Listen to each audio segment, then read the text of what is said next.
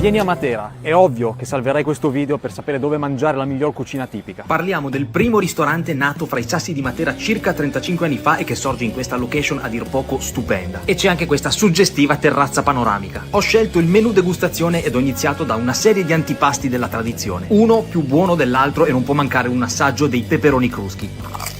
A seguire le orecchiette con pomodorino fresco, salsiccia pezzente e funghi cardoncelli. Capocollo cotto a bassa temperatura e laccato al miele con scarola, una carne che si scioglieva. Poi un fuorimenù, il raviolo liquido con pecorino di moliterno e tartufo. E anche un secondo extra, le ribs con fondo bruno, con la carne che solo a guardarla si staccava dall'osso, una cosa pazzesca. Si chiude con la mousse di ricotta, cioccolato e fichi su biscotto croccante. Da Austin Matera il menù degustazione costa 38 euro. Il locale è anche pizzeria, nominata tra le eccellenti della Basilicata. Austin da non perdere a Matera.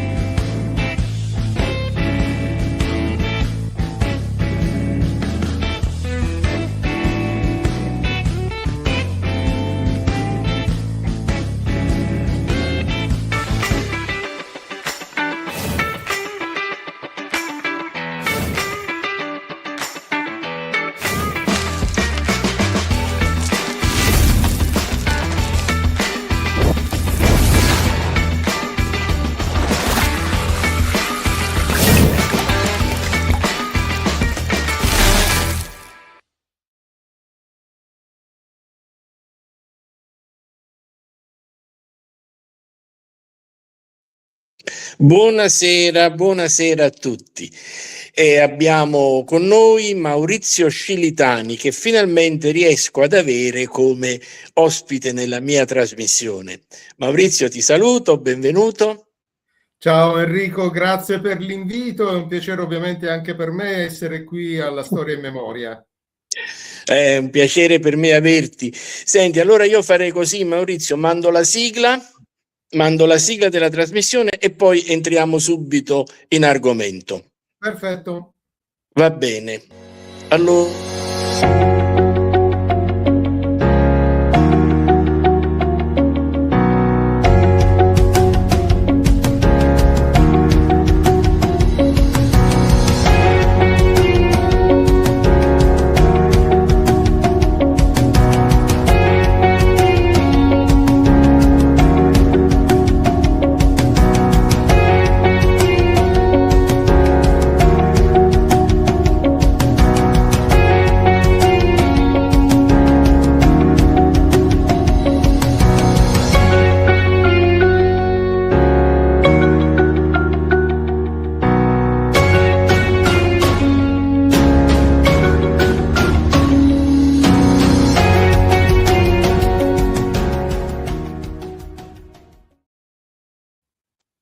Allora Maurizio, il titolo della trasmissione è La bomba e il suo contrario. Il sottotitolo sarebbe stato La guerra vista da lontano, ma nella confusione è sfuggito il sottotitolo, però è questo, La guerra vista da lontano.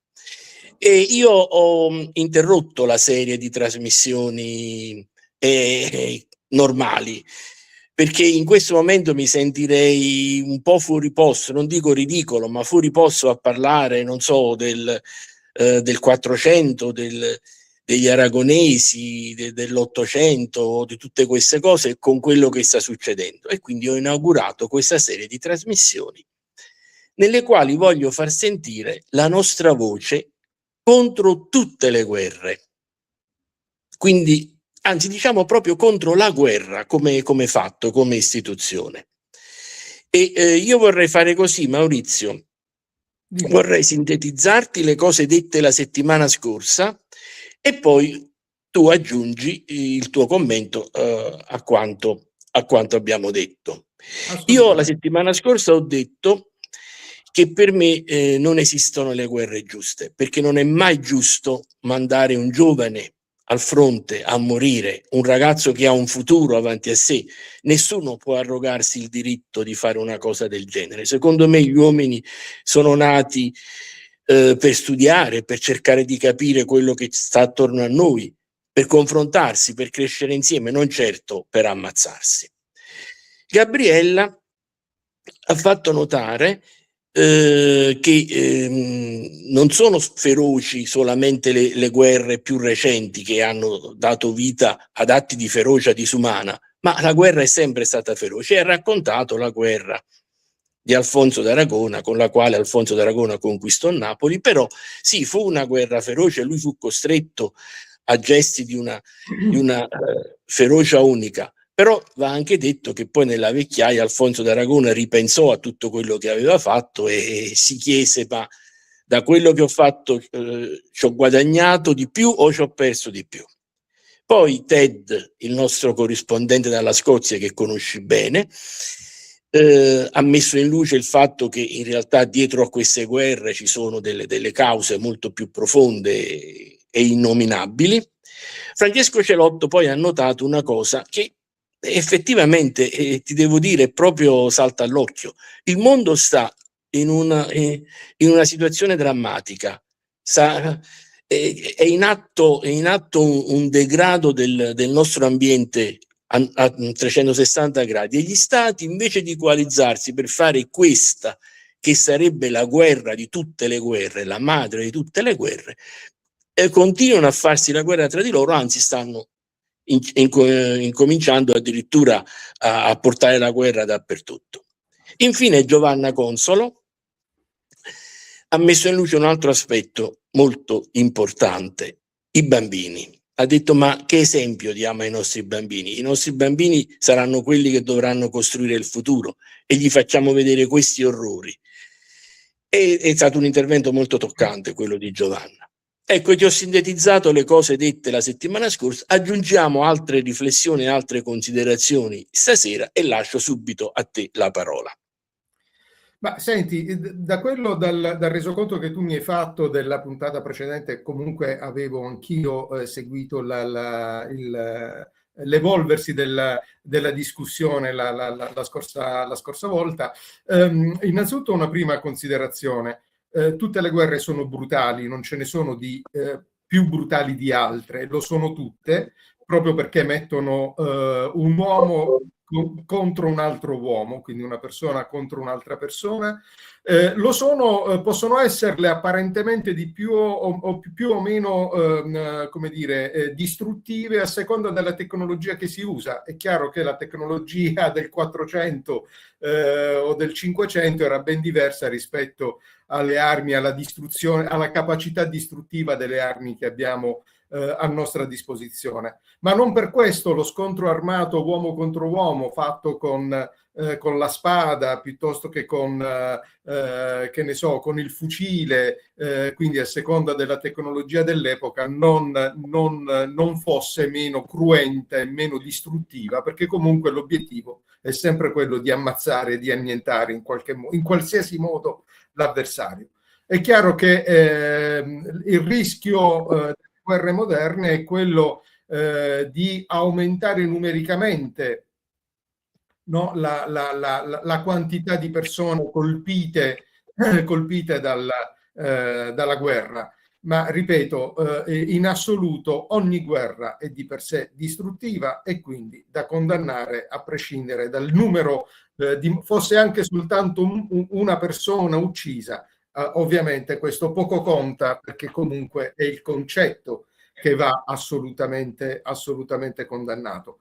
Ti dico questo proprio perché, come ti accennavo anche prima dell'inizio della puntata, io ho in preparazione per venerdì proprio una puntata che può essere in qualche misura la continuazione di quello che ci stiamo dicendo ora, quindi della tua trasmissione. Perché parleremo con Tommaso Greco, che è un ordinario di filosofia del diritto all'Università di Pisa, di questo libro che io ho trovato molto interessante. Eccolo qui: La critica della ragione bellica, che ha scritto Tommaso Greco nel 2025, quindi recentissima pubblicazione, pubblicato dalla Terza, Sagittari La Terza, ed è veramente uno di quei libri illuminanti. Ecco, io ovviamente l'ho terminato di leggere proprio in questi giorni, in preparazione anche della trasmissione di venerdì pomeriggio, e l'ho trovato veramente molto molto interessante, molto illuminante, perché la critica, come fa lui, la critica della ragione bellica, ovviamente consente di entrare in alcuni concetti, cioè in una discussione che mette, come dire, che testimonia quanto sia assurda e quanto sia innaturale, ecco, proprio innaturale la guerra. Nel senso che noi siamo abituati a pensare, e questo lo spiega bene Tommaso Greco, alla storia dell'uomo come una storia fatta di guerre. Cioè, se noi prendiamo il nostro manuale del liceo, dell'università, è un condensato di guerre.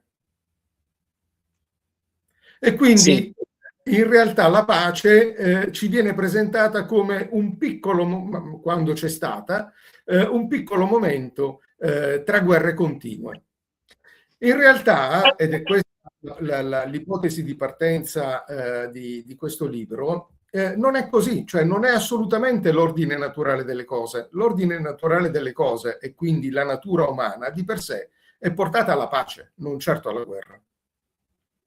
E questo cambiamento di visione, che può apparire puramente filosofico, dice vabbè, ma cosa cambia? No, invece ti porta a una, come dire, a interpretare tutto quello che ci sta accadendo intorno in un modo completamente diverso. Cioè è un paradigma nuovo di interpretazione, nuovo, assolutamente non nuovo, perché poi i riferimenti sono Kant, cioè, è la storia della filosofia, quindi non c'è nulla di nuovo, nel senso che Tommaso Greco, ovviamente da ottimo docente di filosofia del diritto, ripercorre e quindi evidenzia come questo pensiero in realtà apparentemente lontano dal modo in cui ci viene narrata oggi la realtà che ci circonda, è in realtà stato analizzato appunto dai filosofi proprio con questo paradigma diverso di interpretazione.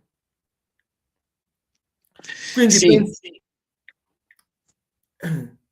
Non so, volevi fare qualche considerazione? Maurizio, no, volevo dire, più che un paradigma nuovo, perché non è nuovo questo paradigma, è un paradigma inconsueto. Esatto. Cioè, chi ci racconta le cose, chi ci dà le notizie, chi controlla l'informazione, non utilizza questo paradigma. Esatto. Questo, io non ho letto il libro logicamente e mi baso sulle cose che dici tu, penso che questa sia la chiave di lettura. Esatto. Noi assistiamo, ormai è cosa che ormai fa parte del nostro, come dire, della nostra, chiamiamola cultura, cioè della nostra capacità interpretativa, riteniamo ormai la guerra come un male necessario. Cioè sì, noi non ci indigniamo più quando al telegiornale, piuttosto che sui giornali, eccetera, o anche quando vediamo le immagini di guerra che ormai dilagano ovunque, ci viene tutto presentato come qualcosa di inevitabile. E non è così. La guerra è assolutamente evitabile. E chi ci narra la guerra, e quindi anche chi la presenta come inevitabile, in realtà se ne deve assumere la responsabilità di questo modo di narrare le cose. Non è assolutamente scontato, non è questo l'ordine naturale, ecco, a cui l'uomo normalmente e nella storia attinge. E quindi diciamo questo tipo di riflessione porta poi tutta una serie di altre considerazioni intorno a questo modo diverso, appunto non nuovo ma inconsueto di analizzare le cose e di analizzare la storia. Noi addirittura eravamo arrivati, e lo dico anche per esperienza diretta e esperienza personale, a essere chi parlava di pace, chi ha sempre parlato di pace anche in occasione di questi ultimi conflitti che sono quelli che stiamo vivendo, tra virgolette, più da vicino, quindi mi riferisco a quello ucraino e ora recentemente ovviamente ai tanti interventi dell'amministrazione americana e israeliana, chi parlava di pace veniva dileggiato, veniva ritenuto una persona utopistica, no? Con una visione delle cose assolutamente fuori dal mondo, messo quasi in un cantuccio. Dice sì, vabbè, insomma, fa il discorso un po' alla Miss Italia, no? Vogliamo tutti la pace, chi non vuole la pace nel mondo, ma la pace nel mondo va costruita, e va costruita attraverso un cambiamento proprio di cultura. È logico che è un processo lungo, ma se non si inizia ad averne consapevolezza, e quindi se non si inizia ad avere conoscenza di questa realtà, di questo nuovo modo di pensare, non si cambierà mai nulla. Continueremo sempre a commettere i soliti errori. Senti Maurizio, ma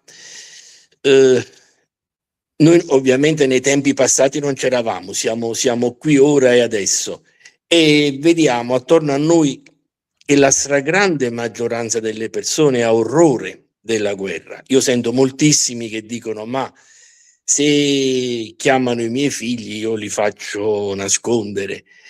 Ma secondo te, per quella che è la tua esperienza, c'è sempre stata molta gente contro le guerre anche nel passato, o c'era una minore sensibilità da questo punto di vista? Ma secondo me, allora, per quello che è così, può essere una mia percezione delle cose, probabilmente c'era forse meno consapevolezza appunto della drammaticità della guerra. Sicuramente, come dicevo anche prima, il cambiamento deve essere un cambiamento culturale, e quindi questo significa avere gli strumenti per poter approcciare un modo diverso di interpretare il mondo che ci circonda, e questo necessita anche di un livello, diciamo, tra virgolette, appunto culturale, che probabilmente nel passato era meno frequente, era più inconsueto. Tant'è che così come, ripeto, ripercorre anche nel libro Tommaso Greco, a parlarne sono i filosofi, quindi la parte alta della società dell'epoca, no? Quindi i Kant e tanti altri che vengono citati e vengono spiegati ad esempio in questo libro. Quindi era sicuramente la parte più alta della società. La parte più bassa, che poi era quella che di fatto era portata sul fronte, era portata a guerreggiare, la viveva come una ineluttabilità. Ecco, noi oggi dobbiamo essere fortemente consapevoli che non c'è nulla di ineluttabile, sono tutte decisioni prese purtroppo da altri, che ne devono di queste decisioni ne devono prendere assolutamente coscienza e anche responsabilità. Allora facciamo bene a fare queste trasmissioni, perché diffondiamo consapevolezza per quel poco che possiamo. Logicamente ognuno fa quello che può, però deve fare il massimo. Sì, noi oggi abbiamo una classe media numerosa di persone che non vogliono assolutamente la guerra. Forse nel 500, nel 600, nel 700 il popolo accettava queste decisioni, non aveva neanche una coscienza politica per potersi opporre. Però noi dobbiamo fare tutto quello che possiamo. Adesso inizieranno, come sempre nell'epoca moderna, prima delle guerre, i lavaggi del cervello, e noi dobbiamo avvertire tutti quelli che conosciamo: e signori, guardate che ci racconteranno un sacco di frottole per convincerci che questa cosa è inevitabile. Sei d'accordo?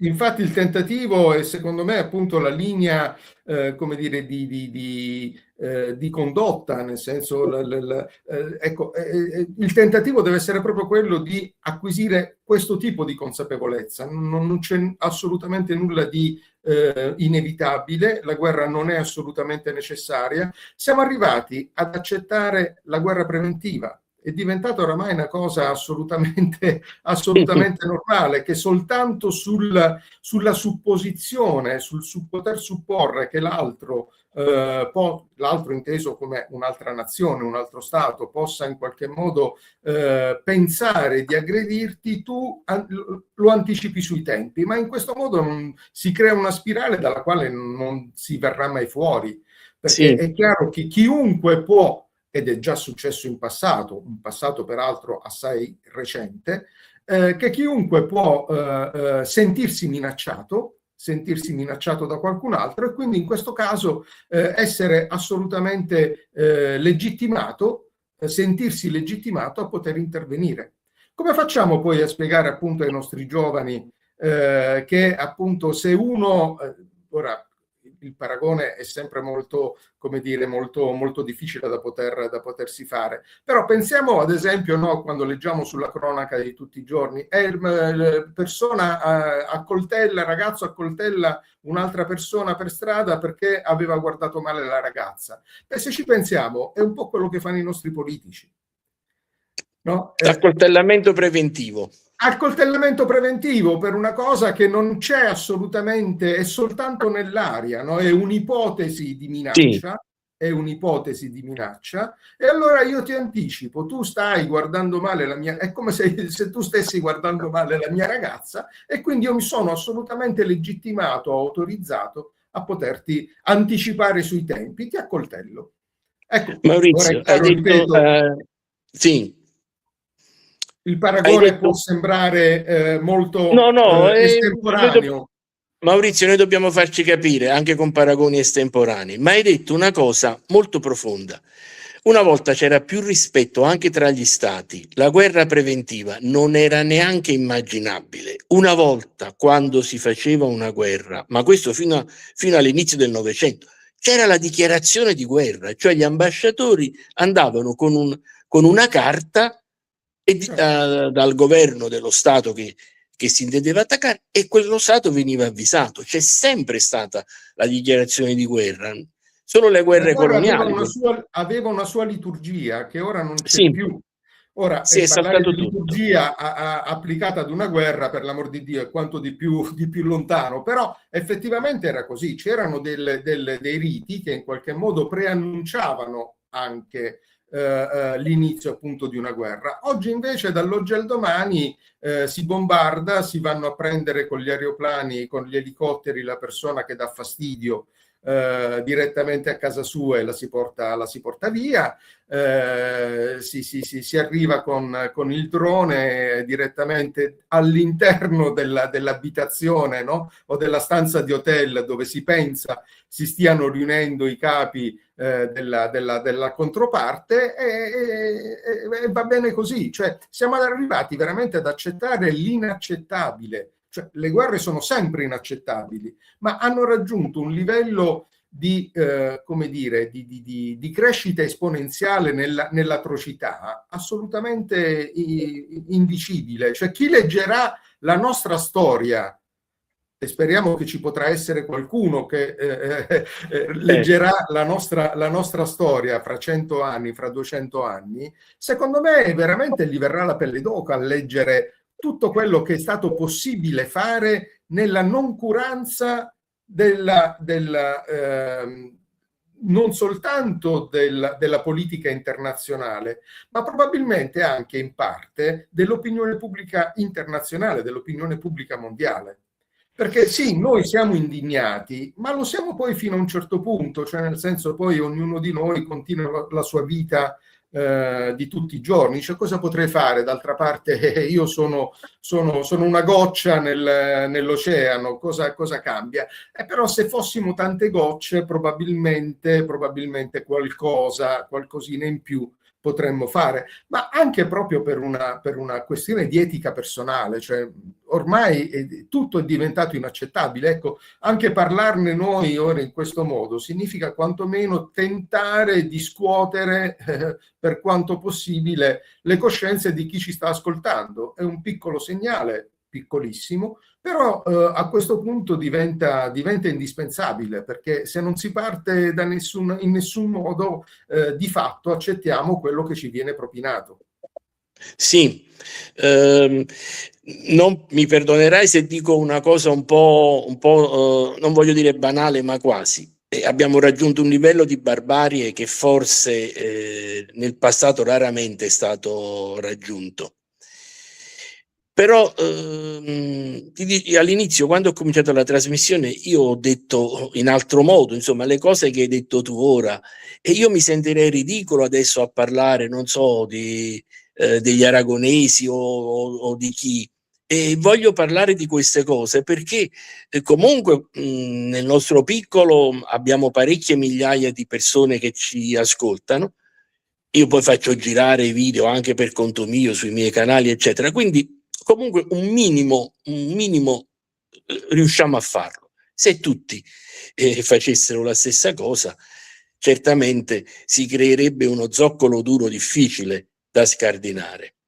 Certo. Senti Maurizio, volevo provare se Bartolomeo riesce a rispondere a qualche domanda, perché ci sono state all'inizio della trasmissione un paio di domande interessanti. Vediamo se Bartolomeo le riesce a recuperare e se riusciamo a rispondere.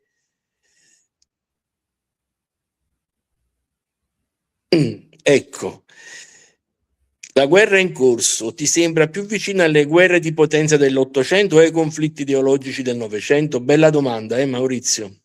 Sì, assolutamente, certamente sì. Non è facile sicuramente rispondere a una domanda come questa. Io propenderei, allora, di ideologico purtroppo oggi mi sembra ci sia molto poco, al di là di quello che vogliono anche qui farci pensare. Abbiamo visto sia nell'azione americana in Venezuela, sia ora nell'azione anche iraniana, eccetera, che poi sta dilagando in tutto il Medio Oriente, in tutto l'Oriente, quindi gli interessi economici sono sempre prevalenti, per cui forse più che una guerra ideologica viene camuffata, viene spesso presentata come guerra, no? Tra mondi diversi, e anche qui poi ci sarebbe molto da discutere. Si può esportare la democrazia attraverso le armi, diventa veramente qualcosa, cioè è impensabile. Ecco, sono due termini completamente contrapposti, no? Democrazia, guerra, dovrebbero essere in contrapposizione l'uno all'altro, e noi invece riteniamo di poter esportare la nostra democrazia altrove, quando noi siamo arrivati a questa forma di democrazia attraverso un processo storico che è durato centinaia di anni, no? E noi vogliamo invece tout court, dall'oggi al domani, che tutti gli altri popoli siano uguali a noi sostanzialmente, o comunque utilizzino i nostri stessi strumenti. Quindi dicevo, sono perfettamente d'accordo.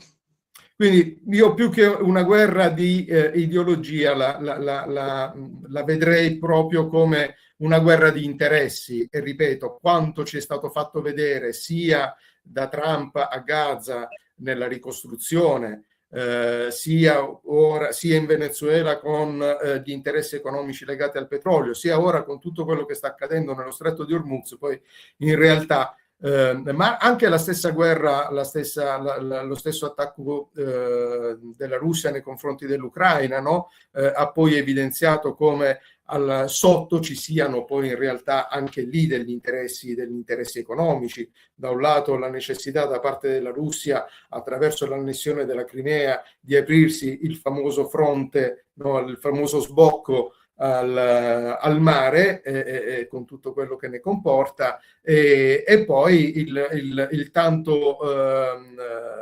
agognato, le tanto agognate terre rare di cui l'Ucraina pare essere ricca. no? Quindi la Groenlandia dall'altra parte, quindi di ideologico poi alla fin fine ci vedo molto poco. Sì, sì, sono perfettamente d'accordo, sono guerre di potenza. Un'altra domanda molto interessante, Bartolomeo l'aveva messa subito dopo questa e diceva, adesso non ricordo il nome del nostro spettatore, diceva, ecco, molti pensavano che dopo la fine della guerra fredda l'Europa fosse entrata in una fase post bellica. Era una reale trasformazione o solo una breve illusione? Caro Stefano, era una bella, grande illusione, perché la guerra sotto traccia, nell'ombra, continuava, e come se non continuava. Tant'è vero che oggi moltissimi considerano la guerra fredda, la cosiddetta guerra fredda, come una vera e propria guerra. Comunque sì, come al solito abbiamo tantissime, ma per rispondere a Fabio ci vorrebbero circa 2 trasmissioni. Io senti, su questo aspetto, quello che poi in qualche modo le due domande sono tra loro collegate, no? Volevo fare una considerazione. Allora, sicuramente le grandi opportunità in termini di, come dire, di visione o comunque di preparazione a quello che potrebbe essere un ordine basato sulla pace, finalmente sulla pace, nascono quasi sempre all'indomani dei grandi conflitti, proprio perché l'esperienza calda dei morti, dei feriti e dei morti ti porta inevitabilmente a scuotere le coscienze delle persone, ed è quanto avvenuto all'indomani, ad esempio, faccio gli esempi più recenti, della Prima Guerra Mondiale e all'indomani della Seconda Guerra Mondiale. Il tentativo fu quello di creare organismi sovranazionali che potessero in qualche modo essere garanti della pace. No, questo era l'obiettivo sia appunto degli organismi che furono creati all'indomani della Prima e della Seconda Guerra Mondiale. Ricordiamoci, all'indomani della Seconda Guerra Mondiale, il manifesto di Ventotene, Altiero Spinelli, Ernesto Colorni e Rossi, la bellezza, l'importanza, la centralità appunto della creazione di un organismo internazionale, in quel caso era l'Europa, quindi quella che poi oggi chiamiamo Unione Europea, o che dovremmo chiamare Unione Europea, a garanzia della pace. Così non è stato. Ma per quale motivo non è stato? Perché gli stati sovrani, gli stati nazionali non hanno mai voluto realmente, qui la responsabilità ovviamente è tutta politica, affidare completamente lo svolgimento della politica e lo svolgimento soprattutto della politica internazionale a questi organismi, che poi hanno vivacchiato all'ombra dei vari veti incrociati, dei tentativi di abbassarne il livello di democraticità, come ad esempio più recentemente e come sta accadendo ormai da tempo in Europa. Quindi diciamo il tentativo c'è stato, ecco, non è stato colto e non siamo stati capaci, dico non siamo, ma soprattutto la nostra politica non è stata capace di capire l'importanza di questi strumenti e di portare fino in fondo quel tipo di trasformazione. E siamo ancora con gli stati nazionali che erano l'organismo sovrano, l'organismo presente nell'Ottocento. Quindi da quel punto di vista la nostra storia si è fermata all'Ottocento e quindi non siamo andati avanti in alcun tipo di evoluzione, e ancora oggi ci troviamo a combattere Stato contro Stato per un pezzo di terra. Comunque, per completare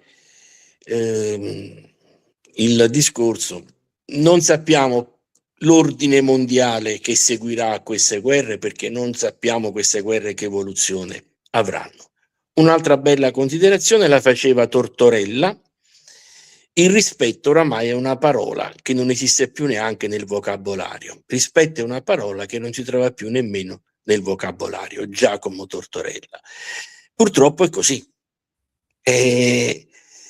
Una volta anche nei rapporti interpersonali ci si dava del lei, c'era rispetto, si cercava di non prevaricare mai nessuno. Oggi il rispetto è una chimera, che ci sia si dice, ma dove sia nessuno lo sa, per parafrasare Metastasio. Senti Maurizio, vuoi aggiungere qualche altra cosa? No, su questo aspetto sicuramente noi stiamo vivendo un periodo di imbarbarimento assolutamente unico probabilmente nella storia del genere umano. E non so se questo sia più, cioè se questo sia più, come dire, un'espressione della nostra società, oppure siamo noi che si siamo fatti condizionare appunto anche dal mondo della politica, no? Perché poi questo imbarbarimento riguarda tutti gli ambiti dell'agire umano. È un fatto circolare. Com'è? È un fatto circolare, Maurizio. È un fatto assolutamente circolare. Ripeto, Sì. come dicevi tu prima, anche nella gestione dei rapporti internazionali, quella liturgia, che poteva sembrare, come dire, stucchevole magari, agli occhi di qualcuno, no? Per cui ci si muoveva in un determinato modo anche nel rapporto con gli altri pari rango, no? Tra nazioni, eccetera. Ormai è scomparso assolutamente. Cioè, abbiamo assistito a degli spettacoli, soprattutto nella politica internazionale, che sono veramente incredibili. Ripeto, chi studierà la nostra storia, chi vedrà i video della nostra politica, e non pensiamo e non pensate che sia soltanto un discorso legato a Trump. Sicuramente lì abbiamo raggiunto l'apice, però molti dibattiti, molti dibattiti che ci sono anche nella politica nazionale, nella nostra politica, hanno ormai raggiunto dei livelli di sguaiatezza che non consentono poi più un confronto normale e un confronto soprattutto costruttivo tra le parti. Sì, una volgarità che una volta sarebbe stata inimmaginabile, Maurizio. E questo poi ti mina anche la possibilità di collaborazioni su altri fronti, perché nel momento in cui arrivi a negare anche l'evidenza, o comunque a scagliarti contro l'altro, non per l'idea in sé, ma soltanto perché è l'altra parte, quindi va comunque massacrata in qualsiasi modo, no? Gli si deve andare contro in qualsiasi modo, mini poi alla base quello che dovrebbe essere una delle basi del vivere democratico, cioè la possibilità anche tra parti tra loro diverse di poter collaborare su alcuni argomenti, soprattutto importanti, fondamentali, in maniera attiva e collaborare tra loro, perché ormai l'uno è visto come nemico dell'altro, e questo lo si vede in qualsiasi ambito del nostro agire, insomma, della nostra vita. Senti Maurizio, vuoi ricordare questo tuo appuntamento di venerdì? Sì, allora, venerdì pomeriggio alle 18:30, quindi nel nostro normale orario, diciamo, di trasmissione, ci sarà una puntata di sotto-osservazione, che è il format che abbiamo creato con Donato, ed è il titolo di questa puntata è Ripensare la pace. Occorre un cambio di prospettiva. Ospite sarà il professor Tommaso Greco, che è ordinario di diritto, di filosofia del diritto all'Università di Pisa, ed è autore di questo interessantissimo libro, Critica della regione bellica, edizione La Terza, che sarà poi l'oggetto un po' del nostro confronto, della nostra chiacchierata, della nostra intervista. Come sempre, e come hai fatto anche tu in questa trasmissione, io cercherò di dare spazio poi anche ai commenti, alle domande, alle curiosità che eventualmente i nostri amici da casa vorranno porre al professore, perché in quel caso, essendoci lui, sarà lui direttamente a rispondere ai nostri amici, e credo che sarà una puntata insomma interessante, me lo auguro sicuramente, senz'altro. Allora facciamo un ping pong tra le nostre trasmissioni e posso dire che la tua trasmissione sarà una specie di continuazione della nostra chiacchierata di questa sera. Certo. E infatti per questo io, quando ho visto la tua locandina, mi sono subito proposto, proprio perché voglio dire, mi sembrava proprio quello di cui abbiamo parlato già stasera e che continueremo a parlare, mi sembrava proprio una come dire, sequenza logica assolutamente da cogliere, ecco, per cui l'invito è proprio in questi termini. Perfetto. Allora, Maurizio, tu sai che io con la mia associazione poetica, che si chiama La Parola Abitata, abbiamo realizzato un video veramente molto intenso di poesie contro la guerra.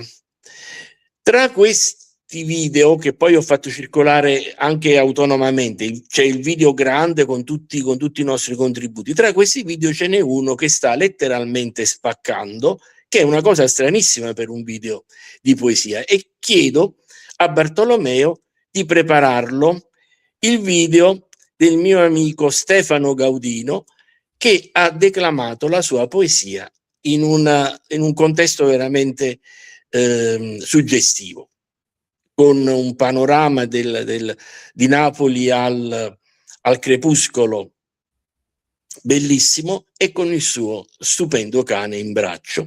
E sono 30 secondi, Maurizio, questo è tutto. Io vorrei chiudere questa trasmissione proprio con questo brevissimo invito poetico a deporre le armi e a pensare alla pace. Non so se Bartolomeo, nel frattempo, io ho allungato un po' il mio discorso per consentire al nostro regista di recuperare il video. Di provare di recuperare il video. Sì, Bartolomeo, se Bartolomeo ci è riuscito, faccia un segno.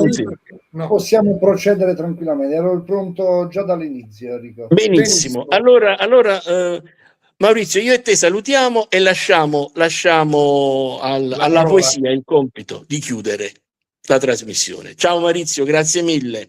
Grazie a te e grazie a tutti gli amici che ci hanno seguito. Benissimo, e a presto. Senz'altro. A Palombo, la pace sta in da panza, in da uno sguardo che guarda oltranza. Hanno pensiero in coppa a memoria, hanno una buona parola, ma può trovare pure in da gloria, che vuol dire fa di te una bella storia.